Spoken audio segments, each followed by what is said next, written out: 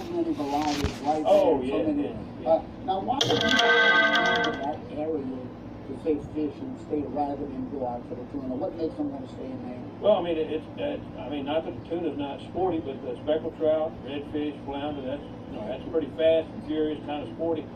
3 or 4 people in the boat can all be catching a few fish, so it works out pretty nice. Plus, we've got the amenities around there. We have a lot of nice lodges, and we have a lot of nice rental places, and then Lake Charles is right there. And of course, there's a lot of people like those casinos. And good friendly people. Oh, and yeah, good food. yeah.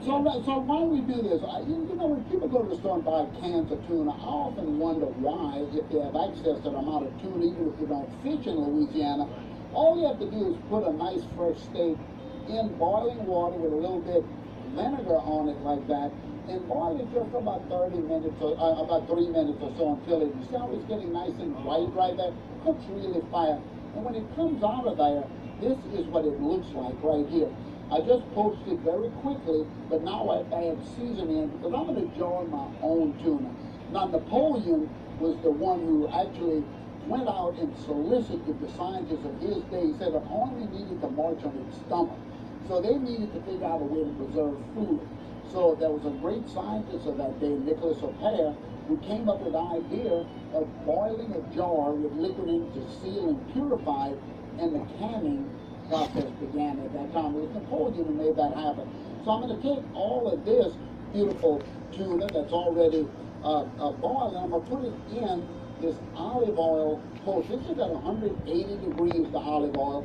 The vinegar is really firming the meat up. And then I'm going to put, look at the garlic. Good. And look, now this is going to go into the jar of the garlic, into the jar of the tuna as well. Red onion. Now, I was in New York visiting with my good friend Lydia, who's got Lydia's restaurant. She's got a great chef, Bastianish up there, and she was the one who gave me this recipe. She said it was the best tuna recipe. She had brought it from Italy. I'm putting some peppercorns in here.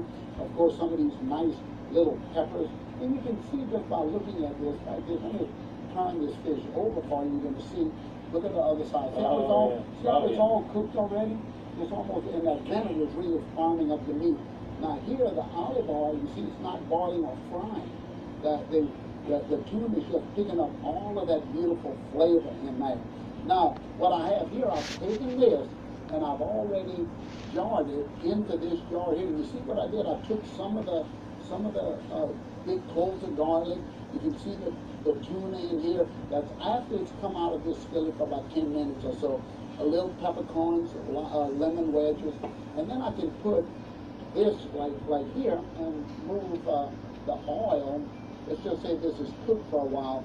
I'm going to put the hot oil right into the jar. See how it's filling up? Now you can imagine what this olive oil tastes like, right? It's got all of those beautiful flavors in there. It's absolutely fantastic. And then I put a lid on it like this, and going into a pot of 180 degree water, put it in there just for about 15 minutes or so. You can get that nice and tight.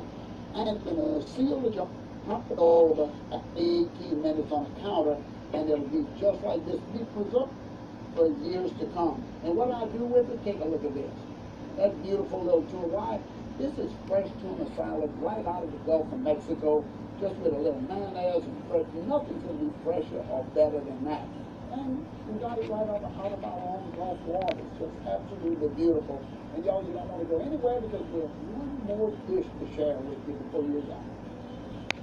Oh, that's good. You can smell that tuna just cooking really fresh. And Oh, you can eat this raw, just a little oil and salt and pepper on it. Beautiful.